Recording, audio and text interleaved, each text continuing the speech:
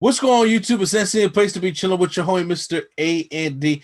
Better give you guys another NXT Takeover Wargames 2020 review. And joining me is my main man, not Deion Sanders, but Prime Time. What's up, y'all? It's me, the PRIME. Yep. So we're back here for Takeover Wargames. Usually, NXT Takeovers don't let me down, and especially not Wargames. I get excited about Wargames. I get more excited about Wargames than I do Survivor Series now. Okay. And like I thought more on your question that we talked about in the podcast about to put the top on it like Lethal Lockdown.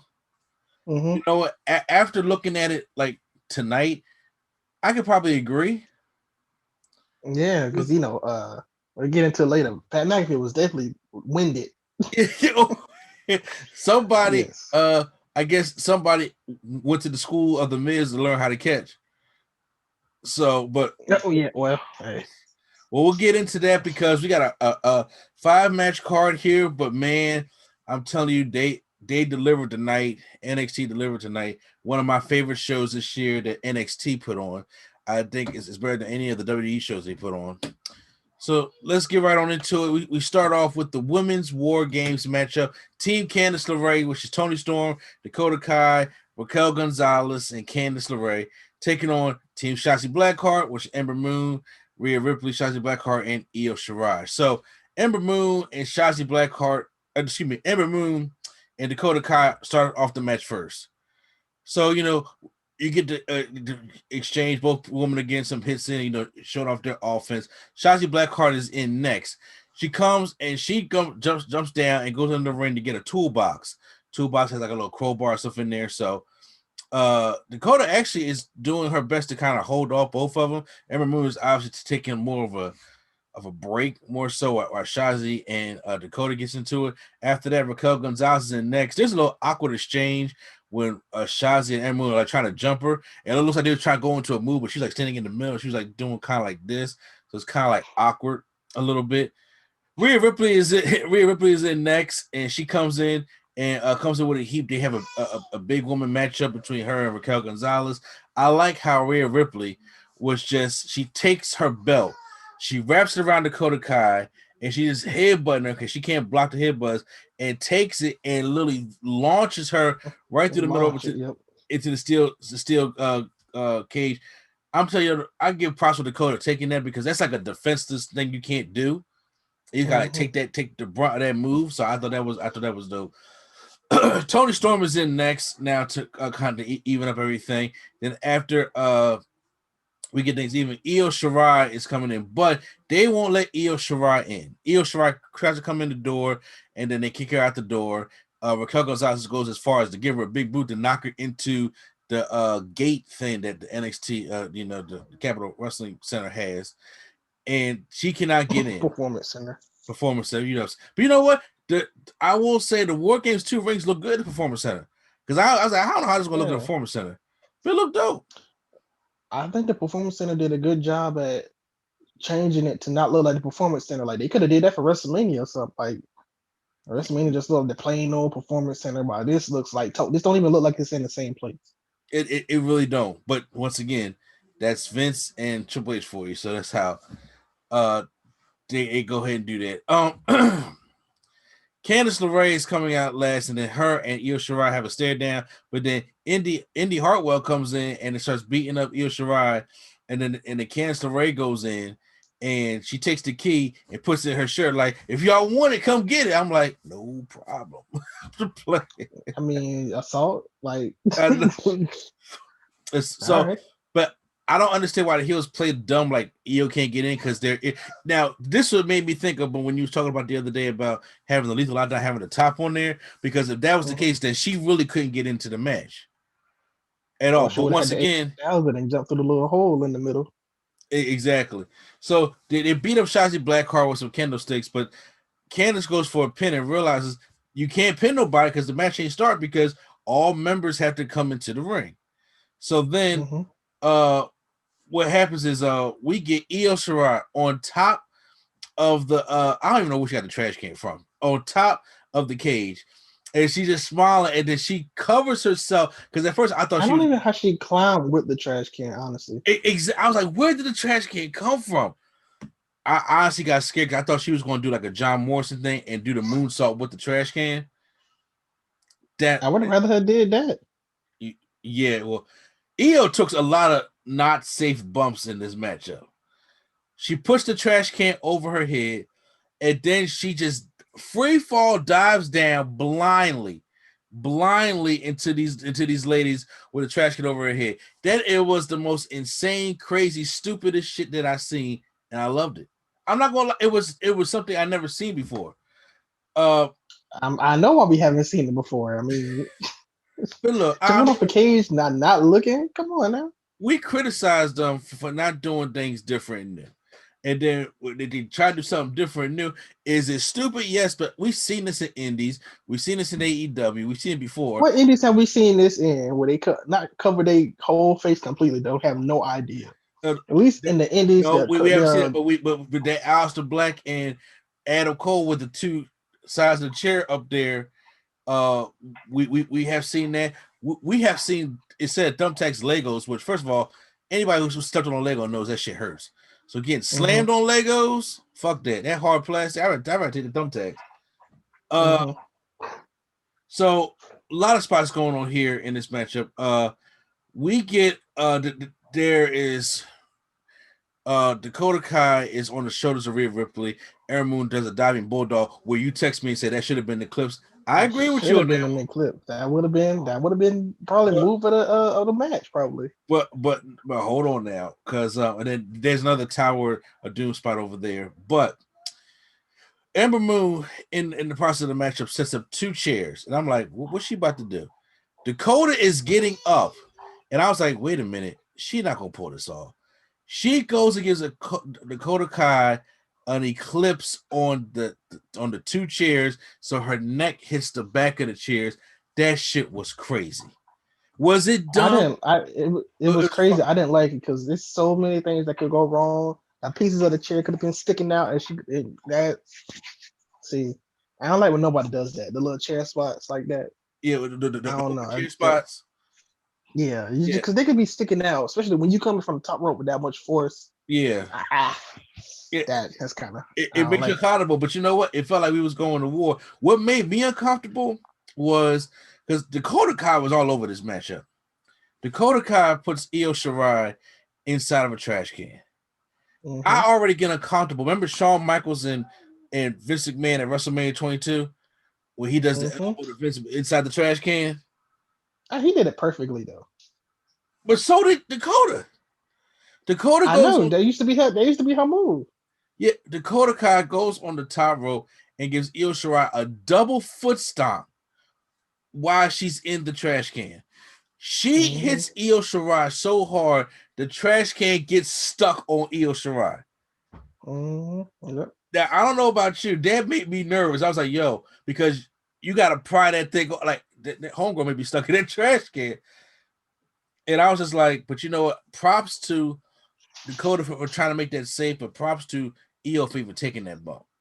Because that shit was crazy right there. Hey, I'm glad that used to be her finisher, so she knows like kind of how to she knows where to aim at. Because if you taking that from anybody else, they probably step on your face. Yeah, call it that. We have before Io got kicked into the match, she brings ladders into the matchup. So Shotzi Blackheart and Candice LeRae are fighting. You already know Shotzi gonna try to find a way to die. So she has Candice LeRae down. She has the chair bridged over Candice LeRae. She goes on top of the ladder and she just does a dead senton from the top of the ladder on the Candice LeRae. It looked like Candice LeRae hurt her arm. Yeah, she did. So do we know she got like a legit injury or not? Her arm was in a sling. Yes. Oh shit. I don't know how serious it is. I just know.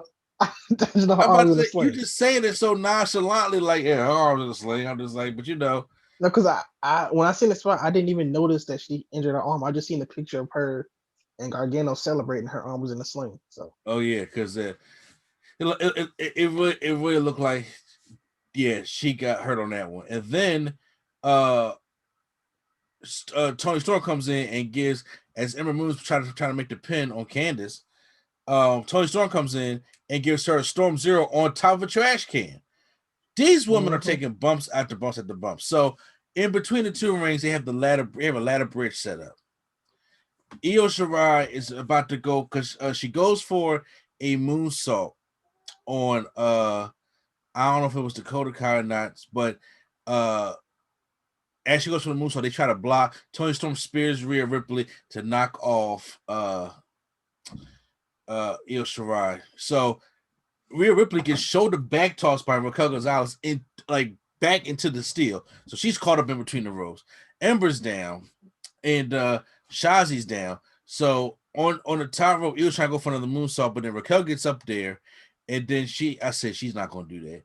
She gets her in the one-arm powerbomb and slams her through the ladder that sit between the two rings.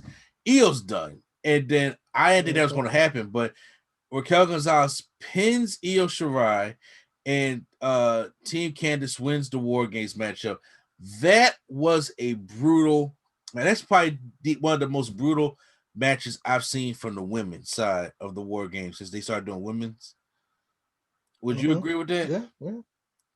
No, I agree because I didn't think they want to go that hard last year. Because last year when they had Shayna and Candice, I don't think they want to go that hard last year, but this year, it was all right. I guess we can go hard because we got more. I would say more more people willing to put on the line basically this year. More of them indie women. Pretty much. Yeah, it's like you ain't got the big shots. You tell. I mean, you had tough women in the match. I remember when Shayna Baszler got the riptide on the two chairs. So on the two chairs, yeah, but she not about to jump off a ladder and do all that stuff. Yeah. These women went hard tonight. They showed why NXT has the best women's division there is, and I was never bored with this matchup. A+ for me. I was just like, whoever's next, they're pissed because they can't follow that. They can't follow that. Well, you already know the other three matches wasn't gonna follow it in the first place. To what? I said you already know the other three matches wasn't going to follow it in the first place. You already know the regular matches wasn't going to follow that anyway.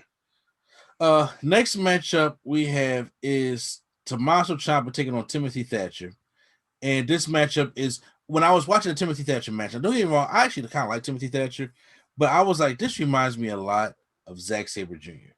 when it comes to the holds and the rest holds and the submission. I was like, let me take some time to see, like, if you had to choose one, would it be Thatcher or Zack Sabre Jr.? I don't know, but you wonder why I wasn't excited for this match coming into it. I was like, because Thatcher, that's why. But if I had to choose between them two, I probably would choose Zack Sabre just because I already know what I'm gonna get. I live with it.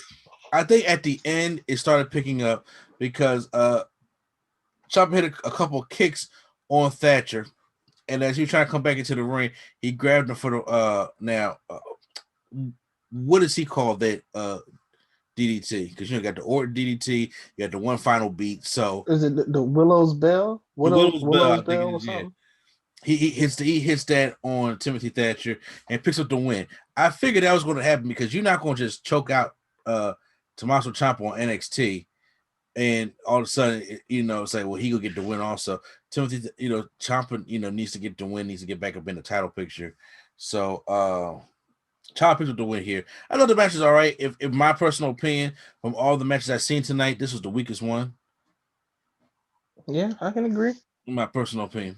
I knew that going into it. So, well, you thought that the one with Dexter Lumis and Cameron Grimes was going to be the I didn't think that was going to be the weakest one, but I knew this was going to be the one I didn't want to see. I just thought that was going to I knew this one was going to be the weakest one. I just knew that one was the one I didn't want to see. Yeah. Pretty much. Next match is a strap match. Dexter Lumis taking on Cameron Grimes. So this matchup automatically they both get strapped in. There's a spot where Cameron Grimes gives Dexter Lumis the Randy Orton on the barricade, but he throws him over the barricade. And it looks like Dexter Lumis lands on his head on the concrete. Because you know how, like, remember how Randy Orton over-rotated the Singh brothers? Mm-hmm. Like, we put them on there, he just threw them up there, and they kind of land on the back of their neck or the tail. He was just like, yeah, like that. I kind of threw them kind of hard. That's what this kind of reminded me of. I was like, I hope Dexter Lumis don't get. He is bigger than him, though. So, I mean, it would probably make sense. He is bigger than Cameron Grimes. Cameron Grimes tried to do that and probably think he got him and don't got him all the way. Probably could. It's easy to just probably slip. Yeah. He brings him back in and drags him back into the ring. Now, what happened the rest of the match before I get to the finish? Because this is the one, you know, I said I was trying to take care of my kids and I kind of missed the final moments of the matchup. No, I didn't really nothing much really happened. I mean, it did kind of pick up towards the end, but it was kind of like counter after counter after counter. I'm trying to do this move right. I'm gonna counter. Did we get Do this Spanish move until fly? like I don't even remember. I don't even remember. I just remember he tried to do something. Cameron Grimes tried to do something, and then basically Dexter Lumis was like, "Come here," and then like wrapped his legs up in the rope because he was trying to get that choke. And he was trying to run away from the choke, so he kept trying to counter his moves, and then he just basically said, "Come here," and gave it a scorpion, and you know. So Dexter Lumis wins Wrapped his legs up. by made him he wrapped his out. Yeah, he choked him out. He wrapped his legs up and then he brought the strap to choke him, and then did his choke on top of that too. So his legs was like tied together and his arms was kind of tied together too. So. Damn, you ain't going nowhere. Yeah, just for 3 minutes. 3 minutes to playtime. Okay, so yeah, Dexter Lumis wins the matchup. This feud is probably over by now. So, but you know, from what I've seen so far, I thought it was a pretty solid matchup. I had no problem with the match, and I like strap matches when they're done right. I don't like the Texas bull rope matches. The touch the four corner stuff. You know, they kept bringing that up too. This is not a Texas bull rope match and all that. Yeah, I don't. I was waiting on this match to be over because Beth had so many strap jokes. I was like, come on now. It's not how they do this.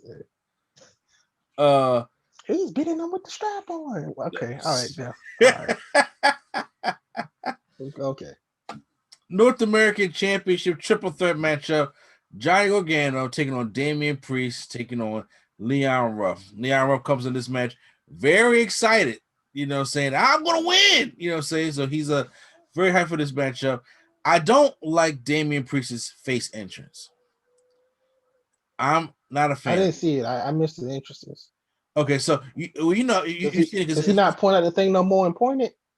No, he does. He does it. Okay, so remember when Damian Priest first came, it was like the spotlight will come when he walks into the spotlight, then goes dark. Then there'll be a spotlight over here that he walks into that spotlight, gets dark. They walk into the third one, and then when the lights come on, he brings the arrow out and shoots it.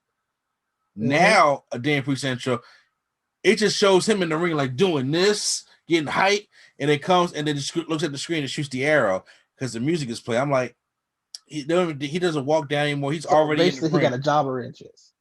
Yeah, that's his new entrance now. Like he's already in the ring, you know, going in, and then I was like, I don't like that. I like the original one. I would like because it was Baron Corbin. It was Baron Corbin's entrance done better. Yeah, I would like if he just like came to the stage while the lights off, and then you kind of see a shadow, and then he shoots it, and then it comes up. Not, you know, if you want to keep him from switching to doing the spotlight, just have him do one spotlight, have him start off in the spotlight, and then shoot it, and then the thing go off. Yeah, that's how I would do it. But, so got a jobber entrance. Yeah. These guys are all getting their shit in. There's one point Damian Priest just goes off. Damian Priest goes off, and for some reason, Gargano's Ghostface guys are back. We're still doing the Ghostface guys, even though Halloween is over. So, but Priest takes out them Ghostface guys. At one point, he gives Leon Ruff a running powerbomb to like the side of the wall. I think it is. It falls down. Yeah, and like the whole thing fell down, then like the other side fell down, and the people that was running away pushed the other ends out. It's a domino effect. Yeah. Yeah, I'll be like, that's just push. He ran and got hard, but Damian Priest is about to set up Leon Ruff for the Reckoning, and then the Ghostface comes in there, hits it with a pipe in the back of the head. Johnny Gargano comes in, hits the one final beat to Leon Ruff, and I called it. Johnny Gargano wins back his North American Championship, making him the only 3-time North American champion. There's no sense for him to lose it if you're just gonna win it right back. Yes, I That's mean, like I agree that's with you on like that. John Cena's 16 title reign. That's like the worst. That's like they say, hey, he's got the title for 16 times. He's tying Ric Flair, and then he lost it like in less than like a week or less than like a month. It's like there's no reason. Honestly, at first I was like, why did they put the championship on Leon Ruff? But to be honest with you, when he was doing the promos, when he was doing the interviews and stuff like that, I was like, he needs to benefit from this. And I was starting to get on the Leon Ruff train because remember how I know how you say that you don't like when things get stale or when the jobbers just come out there and win stuff. It's like, well, you know what? I like the whole Leon Ruff. I like the Leon Ruff stuff.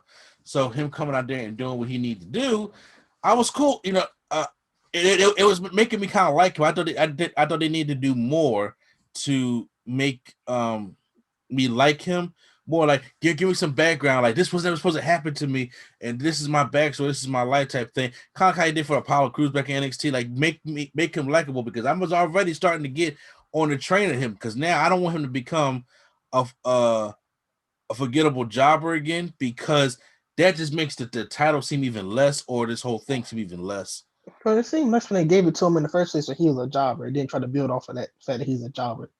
They should Well, I let him mean, get something first. I mean, yeah, but it was a shocker, kind of like when the 1-2 kid, when the 1-2-3 kid beat Razor Ramon. Like he wasn't, he was more of a jobber. 1-2-3 kid wasn't really. He was there losing. Then he gets a victory over this known guy, and it helps boost his career to go into 6 Pac and then X-Pac and all stuff like that. And I'm like, that's kind of like what That's happened here. different when you have indies now, though. You steal from all these indies. You can't Yeah. even you choose a small person from the indies to do this with. You got to choose like a literally nobody. But I'm like, I'm saying, but if you got somebody in the back who Leon probably came from the Indies, like I said, I'm not too sure I if mean, it's I'm sure he came from the indies. But I'm talking about like somebody like say if um I don't know, say Zachary Wentz, since they just signed him. He's from Impact. He's kind of known, but he's not known in the WWE world. So say it's somebody like him who has a name but not there, and then he kind of gets this small push. because I he would doesn't. rather that. I'm saying, but he doesn't need that, because wrestling fans like me and you know who that guy is. You got to Okay, so we sell. don't know who 80-pound Leon Ruff.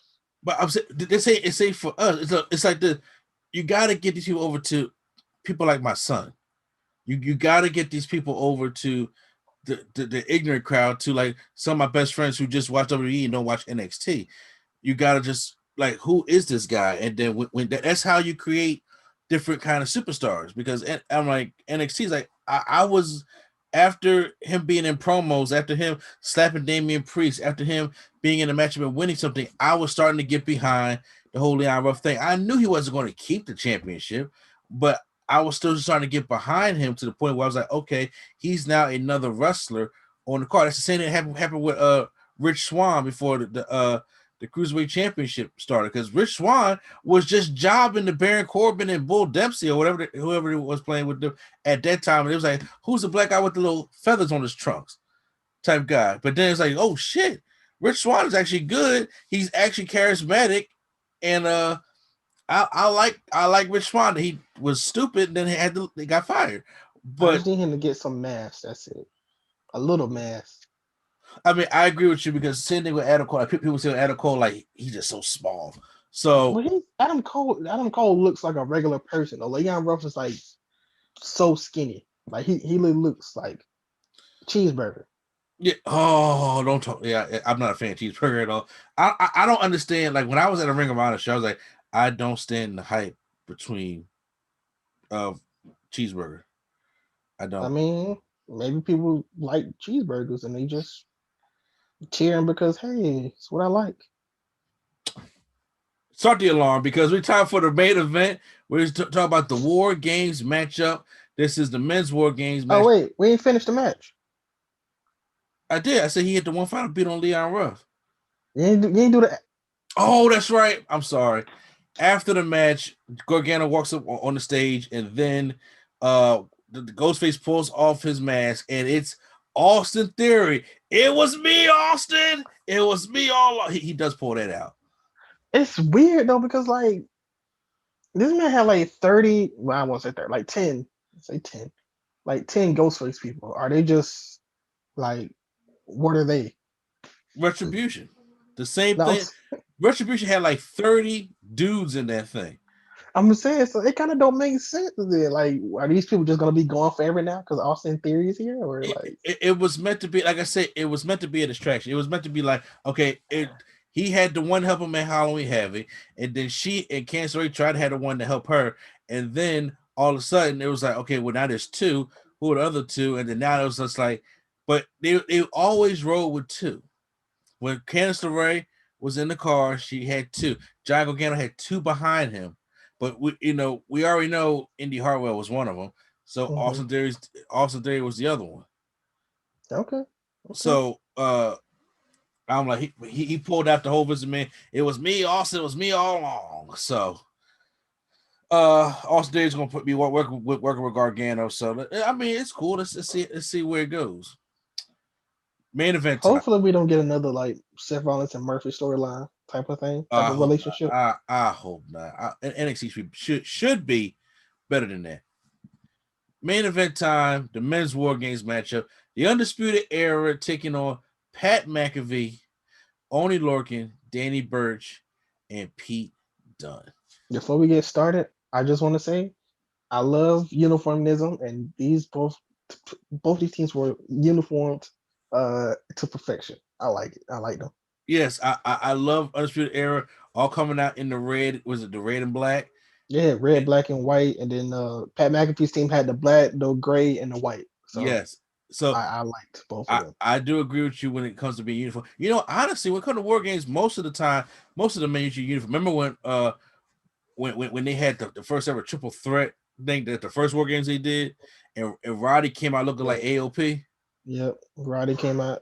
Ricochet came out with a face paint one year. Yeah. So Yeah. yeah, it remember in the 90s when it was like Sting Squadron with Sting, Oh Hogan. yeah, they all had the little army fatigue. Yeah. So I agree with you when it comes to uniform. The only time I don't agree with uniform is Kurt Angle and the Shield. I'm sorry. I couldn't He do. was like, "Hey, I'm part Yeah, of the group." I'm part of the show, man. Yeah. I was like, no, I can't. Kurt Angle in the Shield. No, that bothered me. No, I mean, I just like that uniformism in general. Like even when I go to 2K and the teams don't match, I'm like, why don't they match? Like Yeah, every year they was in the game, the revival never matched. Like just why? Uh, you I know, agree. I agree, especially when it comes to team stuff. it's like So having New Day in the start game off. and New Day wearing two different attires. Just don't make sense. Like, I feel you. all We right. start off with Kyle O'Reilly and Pete Dunne.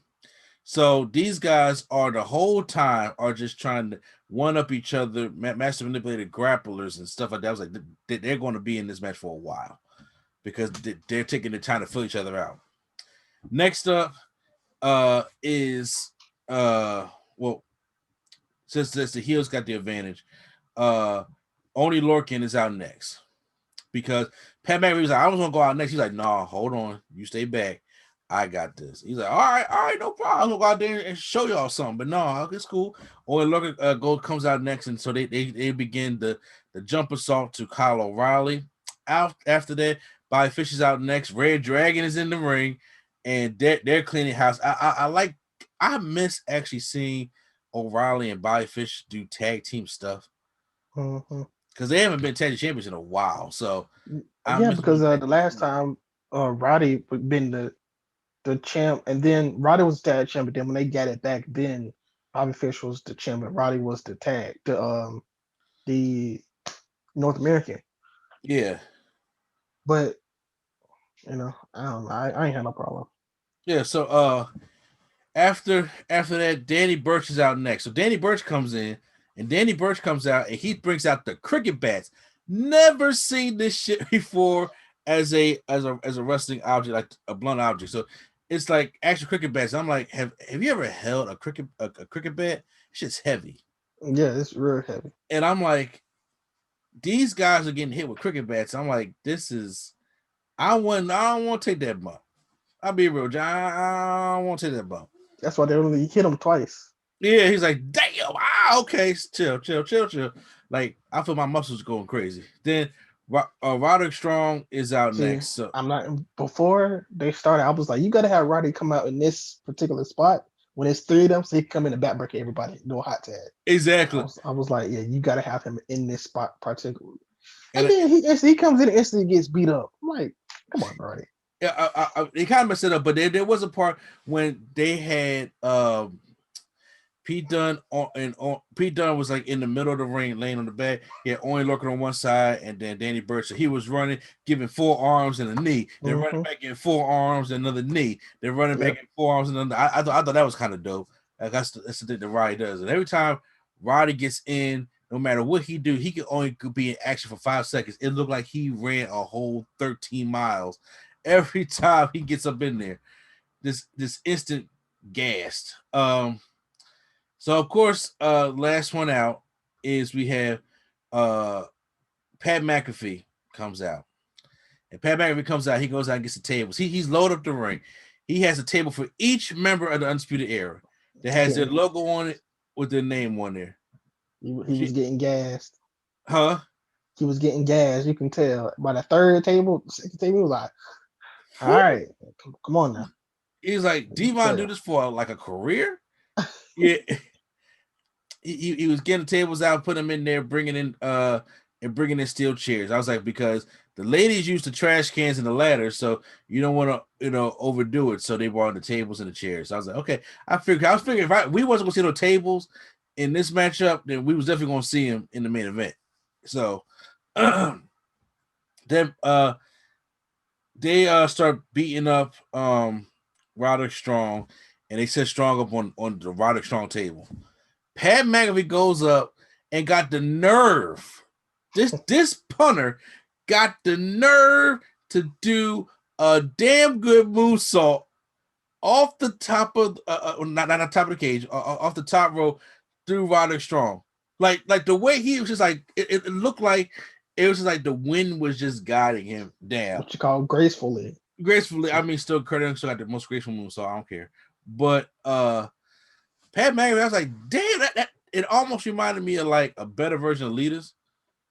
Oh, what do you mean one that actually had elevation? Yeah, elevation, because Leaders just be like fall back and like almost scrape her head on the mat type thing. But Leaders go at an angle where your knees is probably in your stomach. So yeah. So that was good. So I like McAfee was out here showing what he was doing. So here comes Adam Cole comes out.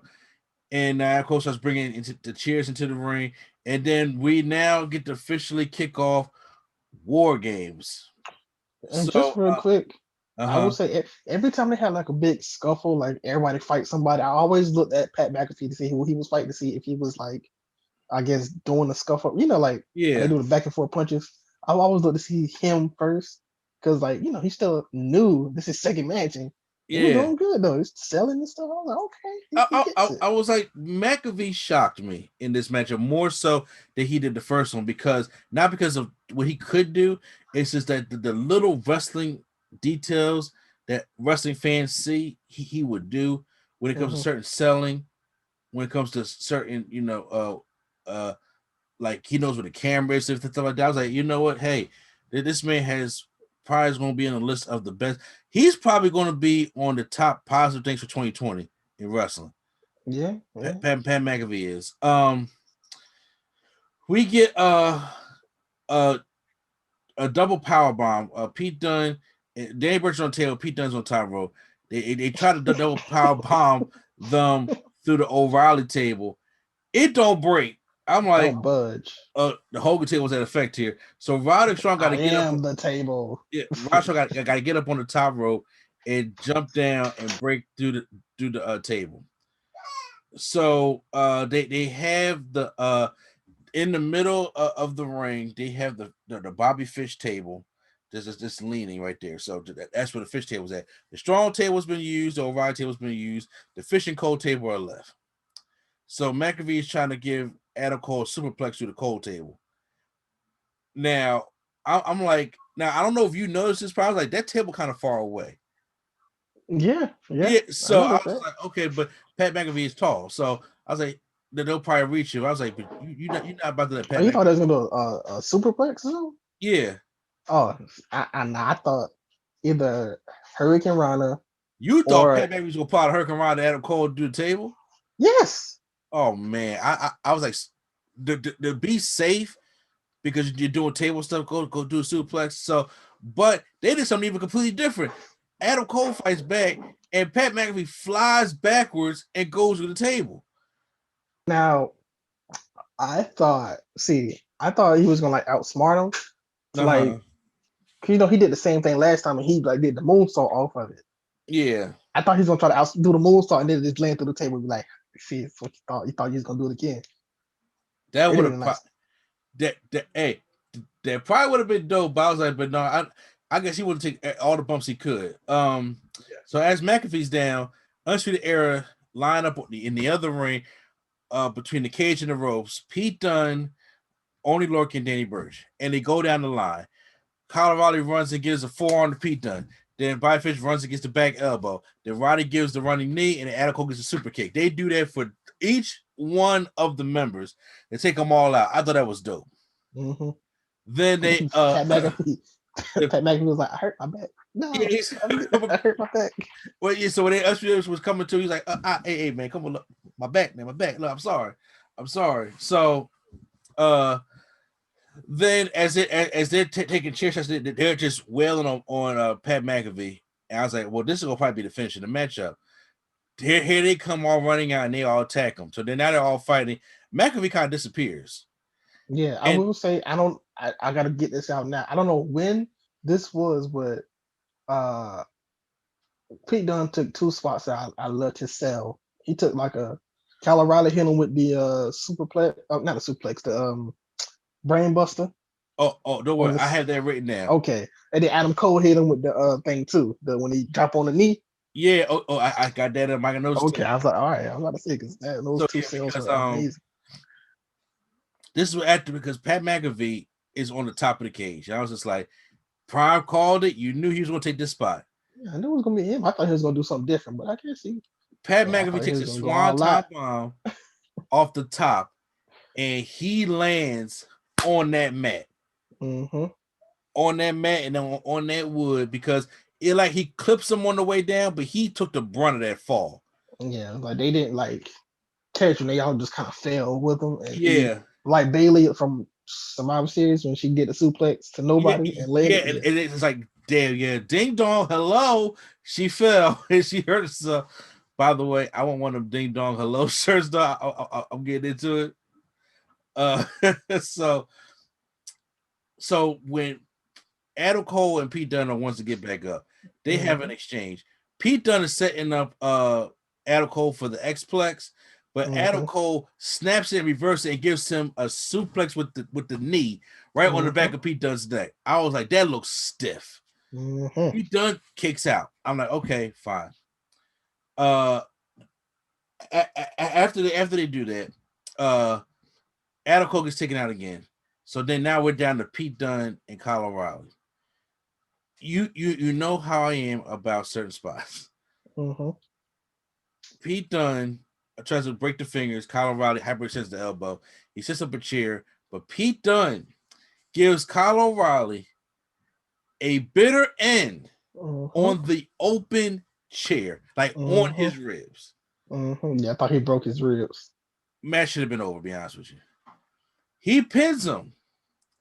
I have in my notes that Kyle O'Reilly kicked. Oh Oh wait, no, okay, never mind. Different spot. Okay, Different never mind. spot. Okay, because the first time Colorado does kick out the bitter end the first time, Yes. but then he gives him another one on the on no, you know what? That wasn't Colorado. I Yeah, went ahead of yeah, myself. yeah. I went ahead of That's what I myself. said. My apologies. Colorado took the bitter end, and then they hit out the bitter end, and then Colorado takes he tries to give him another X-Plex, but Colorado gives Pete Dunne a brain buster on the steel right in between the rings. You just heard the boom off of that one. After that, we look like it's already about to pin Dunne. Danny Burch is about to come through, but then Bobby Fish spears him through the table. I told you it was lined up. Spears him through the table. That got Fish's name on it. With his name while you spear, I'm spearing to my table. And then Adam Cole hits Pat McAfee with the Panama Sunrise. Game over. I thought he did something. Oh, never mind. Keep going. That's after. Yeah. He hits him with the Panama Sunrise. He kicks out. Mm-hmm. Pat McAfee kicks out of a Panama Sunrise, and I'm like, okay, this is one. This is I'll get to how I felt about it at the end. So then Pete Dunne comes in there and gives a bitter end to Adam Cole on the open steel, right into his ribs. But then out of nowhere, basically finish a mania. Basically finish a mania after that. It was Braybar was spamming their finishes. Roderick Strong comes out of nowhere, gives Pete Dunne a launching end of heartache. Like he just flipped him up and just you had to wait for him to come down on his knees. I thought he was gonna try to aim for the chair. That's what I thought he was gonna do since Pete Dunne just did his on the chair. I thought they were gonna. I would not want to see Pete Dunne's back hit that chair like that. No, I'm talking about hey, I thought that's what they was doing. He started off. You can't just start to move off with a chair spot and then everybody else moves the same thing basically and not have them land on the chair. That's what I was thinking. Orton Lorcan comes in and he has the chair, but as he's holding the chair, he gets I know it's not called the high low, but when Bobby Fish goes high and Colorado sweeps him. They do call it the high low. It's the high low? Okay. They call it the high low, but it's called total elimination. Total elimination, yeah. He gets that, and then Colorado is on the top of the ropes in the middle and gives Only Lorcan a knee right on his face with the steel chair. Yeah. 1, 2, 3. The Undisputed Era win the War Games matchup in a brutal battle. Wait, real quick. So for the high low, was it Roderick Strong and Bobby Fish doing the high low and then Colorado jumped, or did he do the high low and then get on the top? I thought he did the high low, got on top. Okay, so he probably did. Okay, I was like saying that would have been nice if Roddy and Bobby did it and then he got up and he got up and did the knee on it. Here's my issue. Me and you probably don't have the same problem with this match, but there was about 4 or 5 times this match could have been over. This match was 45, damn near 50 minutes. Mm-hmm. There was literally about 4 different times this match truly could have been over. Yeah. And this is one of the things that I think that in certain wrestling, and AEW is guilty, especially AEW is really guilty for doing this, is that they do so much impactful shit throughout the matchup, and then by the time they win the match, it's anticlimactic. You had a bitter end on the open chair. You had a brain buster on the steel. Well, I know those two wasn't gonna finish it. No, but the bitter end I thought could have finished the match right there. The Panama Sunrise finishes you. Now that's where I thought it was gonna be a finish because they already did the top spot, the tables and all that. Yeah, that's where I thought it was gonna end. But then in my mind I was like, oh well, they didn't break the other table, and you can't just bring out 4 tables and not break them all. So yeah, but I'm like, I don't like Pat McAfee kicking out the Panama Sunrise. The Panama Sunrise. Yeah, you should have somebody break it up, but you should have somebody break it up because the Panama Sunrise has taken out champions from Ciampa to right. Look now you know damn well if this was the women doing this, you would have got on them too. No, I'm saying you shouldn't have kicked out. They should have broke it up if they did it. But, yeah, and I'm like him. I understand they trying to have the fighting spirit, but I'm like, you're still an outsider. You're still a football player, and like, yeah, it's cool that you can do all this stuff, but it shouldn't be you kicking out of the Panama. So you shouldn't be kicking out of that. And Mm-hmm. I thought that was going to be the end of the match. So then, but even when Bobby Fish spears him through the table, that was the setup towards the end. Because it's like the final climactic thing is when Fish after the brain buster, Bobby Fish spears Danny Burch through the table, and then he hits the Panama Sunrise on Pat McAfee. That was the Mm-hmm. awesome setup right there. Pete Dunne is now out. Then you have Burch and Fish is now out. It leaves Adam Cole and Pat McAfee. This is the rivalry that was started in the first place. I think because I there shouldn't be, but they want to do it as a false finish then. Because Mm. they didn't have no other pinfalls probably before then, and then with everybody being now, you would obviously think, okay, this is it because they're all out. We just did our high spot going into this spot, and then he kicks out. So I guess that was like their false finish, even though that should have been the actual finish. To me, because I'm like, you already had Colorado kick out the bitter end. I understand that this man has been trying to prove himself. So you told that story. You had kickouts, but the time when all the team members find a way to take each other out, and it's left down to the two people this is even about. Only Lorca got nothing to do with this thing. He's just part of McAfee's team. It's between McAfee and Cole, and everybody else is extra. That's where the rivalry begins at. And I'm like, for Cole to get his heat back, even though he won the match with Pat McAfee, he comes in here and challenges them to their match. That's how, to me, that's how it should have ended. But it was so anticlimactic where he does this knee to Only Lorcan, and after everything that we've seen in this matchup, and I'm talking Yeah, about set I up think it was finishes. yeah, I think it was weird because like that's not his finisher. That's probably why it was so weird because he just does that as a move. Like it's not like a set move. He never pinned nobody with it. Yeah, That's probably why it was so weird. it's kind of like you see Austin in the match hit like 3 different stunners, and everybody's still trying to kick out, but then he wins with a Luthez press. Like it don't Or he feel no, right. he wins with the elbow, the little Yeah, yeah, no, that right there. See, that's the kind of stuff that AEW is guilty for. Is when it's like you get like 13 paradigm shifts in the match, or all these big triggers and stuff like that, and there's only one move that's protected, and that's the one winged angel, and everything else is not protected at all. And I'm like, well, Kenny Omega does like 20 V triggers a match anyway. Like yeah, but there's just something about it, like I'm not a big fan. If it makes sense as the finishers kick out, fine, but not all the time, So, but that was NXT Takeover War Games. I can go about it on and on and on and on. I'm not going to do that.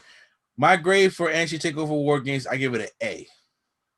okay, I I was give it able a to give it an B. A plus, but like I said, uh, Timothy Thatcher and Tommaso Ciampa was kind of like to me. It was the weakest on the card. It wasn't a bad match. It was the weakest on the card, and all them finishes that should have been finishes that wasn't, and the anticlimactic finish we got to a good War Games matchup. That soured on it, and I do think, in my personal opinion, the women did better than the men this year. Okay, okay. Well, Because they told a straight story. They got their shit and took cohesive spots, and then once you knew when the nail in the coffin was in that matchup, and they didn't have nobody kicking out of everything. Everybody broke up the pins. Like Candice LeRae kick out that senton. Sasha Blackheart was gonna kick out them kendo sticks. Dakota Kai was kicking out that moonsault. People was breaking the count up because that was supposed to be the finish. They protected each other's moves and stuff. And if EO was going to, if they was going to win, somebody had to get EO, but nobody got EO.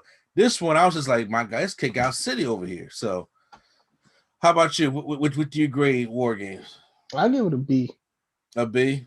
Yeah, the two War Games matches was fine. The other match was okay, but it was still kind of like filler almost to me. Mm-hmm. Because we already know what this is centered around. It's like the other matches they kind of just put together because they needed a 5 match card. Yeah. I mean, Like they like I said, the triple threat match and the Dexter Loomis and stuff like that, those are matches that had stories. When it comes to Ciampa though, that Timmy Thatcher, it was just thrown in there. Honestly, I could do without that one, to be honest with you. But yeah, that could have been on NXT. They've been having Dexter Lumis versus Cameron Grimes on NXT already. Why not just keep that on NXT and then the triple threat match? Okay, I guess you can do it here, but like some of the matches just I didn't think need like a big thing. Like they could have did like a number one contender match here. Yeah. They could have did a number one contender in the place of one of these matches, like a something. I don't know. You know. Well, guys, that was our NXT Takeover War Games review. Post out in the comments down below how you guys enjoyed the show. Hit that like button if you guys enjoy our review, and hit the subscribe button for more WWE content, wrestling content right here on NC Studios. So once again, this is NC the place to be. Joe Mr. A&D, and not Deion Sanders for prime time. All right, y'all. All right, and the Nerd Coalition is out.